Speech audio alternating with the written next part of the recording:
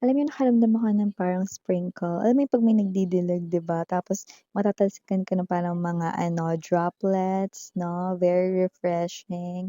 Pero dito parang iba, ewan ko laway ba yun, parang iba yung amoy. I don't know, may mga nagtatalsikan bang laway, what is this all about? Maybe may nagkakasigawan din kaya may tumatalsik na parang mga tubig pero hindi gano'n ka-refreshing at puwedeng hindi rin gano'n kabango. Let us see kaninong laway yun, ayan oh. Let us see. O yung iba inamoy yung hininga, ayan oh. Yan tayo, eh. Ay naku, Miss Joy, kung mabaho yan, hindi akin yan. Ay, I like your confidence, B. Le let us see, kanino nga bang laway yun? Okay, kasi hindi yun yung talsik ng nagdidilig ng mga plants 'no, at mga flowers sa kanyang garden, kundi yun ang talsik ng parang alam mo yun, ah, nagsasalita, tumatalsik ang laway, nagtatalsikan rito ang saliva, gano'ng energy.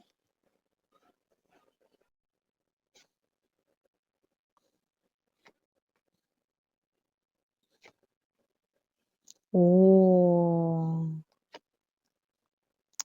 yun 'no, Three of Swords, King of Swords. Definitely top energy, Judgment. Center of the reading, Five of Swords, beside the Seven of Swords, Nine of Coins, Six of Swords, Two of Wands, Tower. Okay.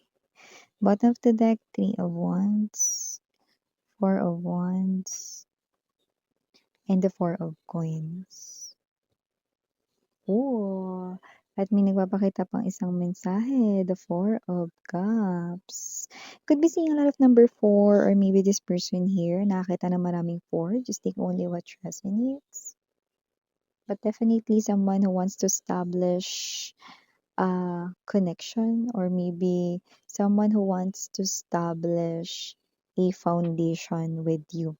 But this is someone na hindi bago, but this person right in here ay ang iyo ditong ex-lover. Thing is, I do pick up na from the looks of this, the Hangman energy, Five of Coins. Okay. Nagagalit ang person mo yeah, I just saw, okay, calendar, it's in January, yan 'no. So, may energy dito that this person here 'no, nagagalit ang iyong ex-lover dito sa third party dahil napupurnada with the Hangman energy ang kanyang mga plano sa'yo with the Judgment card energy at patapos na ang January, wala pa rin daw nangyayari sa inyo. Ay, go. Wala pa rin siyang natatanaw na pagbabago at pag-asa sa inyong koneksyon dahil ang third party ay ginugulo siya or ang third party 'no ay, sinasabi niya dito na napupurnada ang kanyang mga plano pagdating sa'yo dahil sa third party dito. Ayan 'no, so I do pick up that with the King of Swords energy to the Three of Swords, galit ang person mo sa third party or siya ito na gusto niyang i-cut off yung third party or alisin sa life niya ng tuluyan 'no. Don't get it wrong, hindi naman ito tungkol sa krimen, wala namang matsu-tsugi rito, pero ang matsu-tsugi na gustong mangyari ay ang koneksyon. Matsugi ang kanilang koneksyon 'no, ng third or sa third party. Parang efforts niya rito 'no ay hindi rito, maisagawa 'no, dahil laging kontra ang third party. Okay, dahil nga kasi dito, with this Six of Swords energy, minahal na ng third party ang person mo sa kanilang pagsasama, ano. At ngayon na gusto ng kumawala ng person mo sa third party, no, nakikita ko na ayaw mawalay ng third party sa person mo. Kaya gumagawa rin ng third party with the Nine of Coins energy to the Five of Swords ng mga paraan at strategy upang pigilan na magtagumpay ang mga strategy ng person mo upang bumalik sa'yo. See? So, Bago natin ipagpatuloy itong mensahe na ito for you guys, batiin muna natin everybody.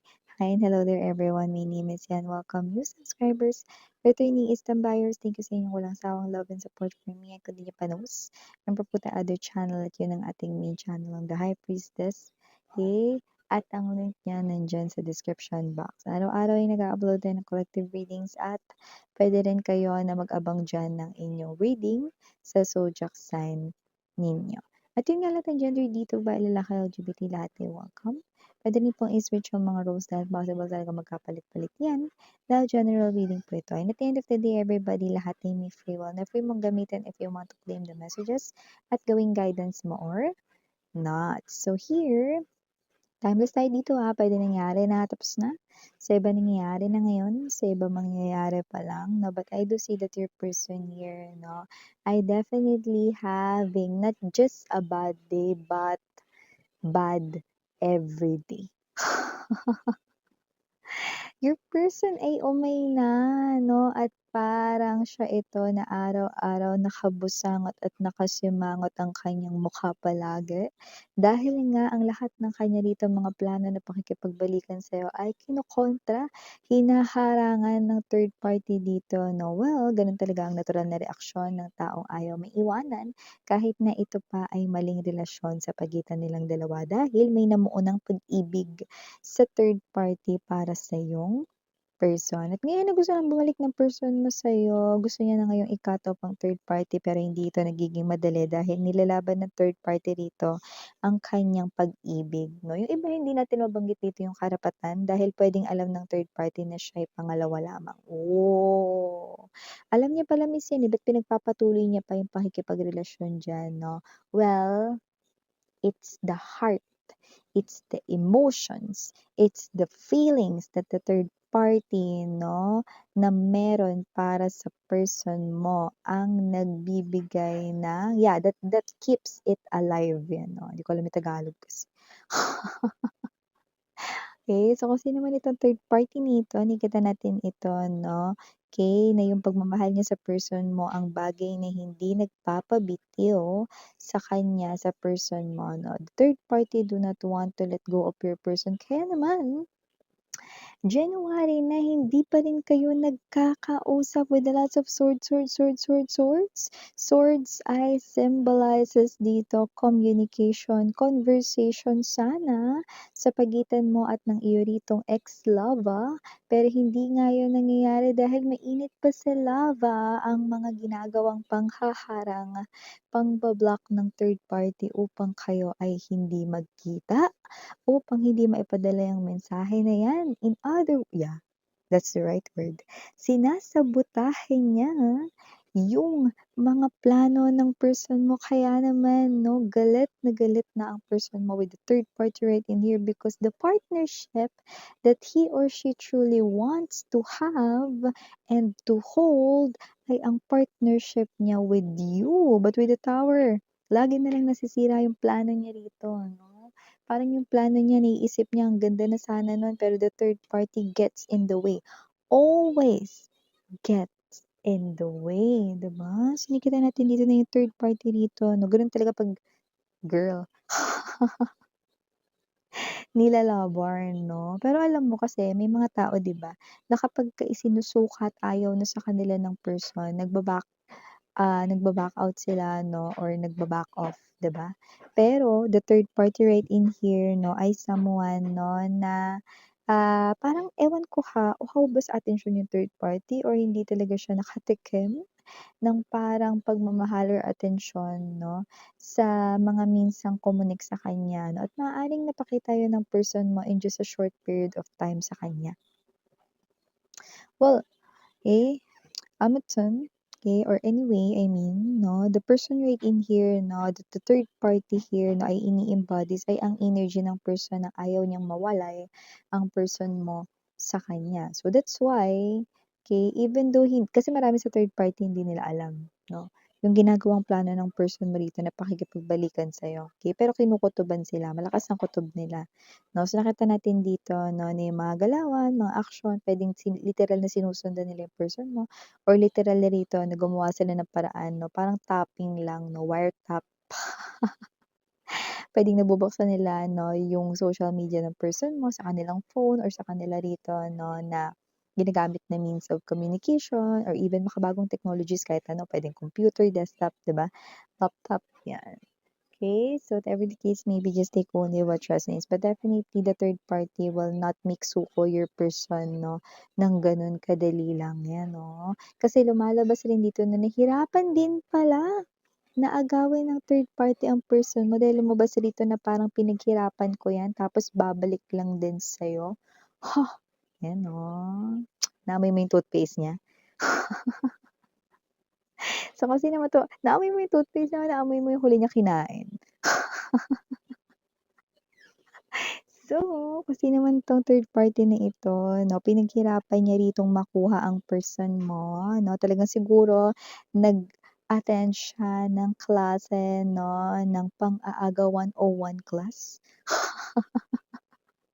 or naglabas siya dito ng pera. I'm also seeing money is involved right in here 'no, and puwede ring nag-isip siya rito ng strategy 'no, para maakit or lumapit ang person mo sa kanya, pinaghirapan niya yun daw tapos babalik lang sa'yo.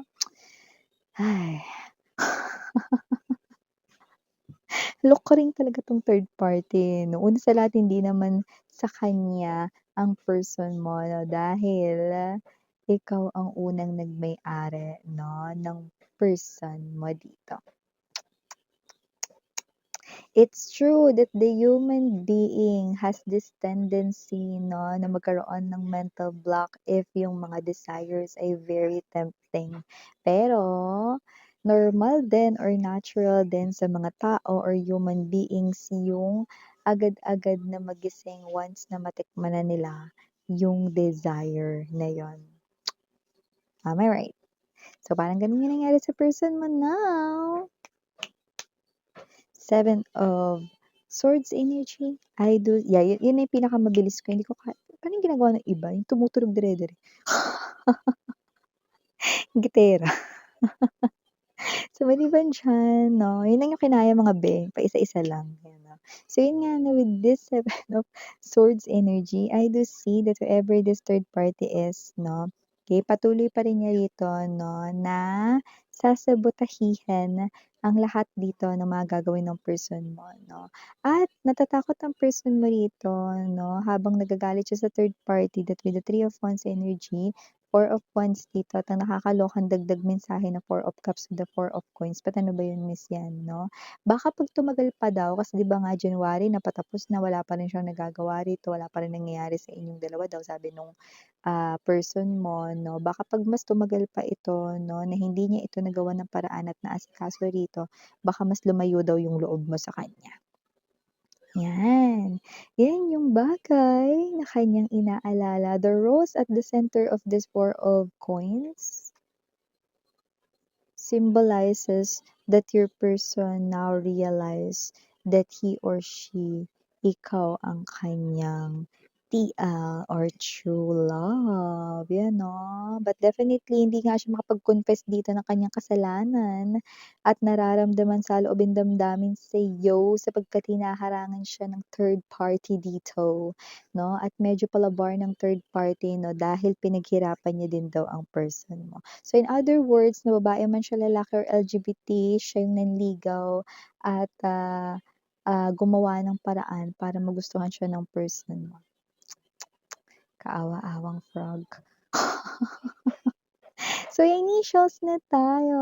We have here the G, J, and P, O, A, T, Q, K, and last but not the least, we have the letter E. For letter E, it might be more than one letter E. So yeah, mga babes, no, available pa rin ang ating 2026 overall forecast for your zodiac sign for the entire 2026 na yan for only 1/5 consisting of general messages, love messages, career/business messages, money messages, angel numbers for extra guidance, and significant events to remember, sudden changes, transformation, surprise na hindi mo nalalaman pero maaaring ikagulat mo.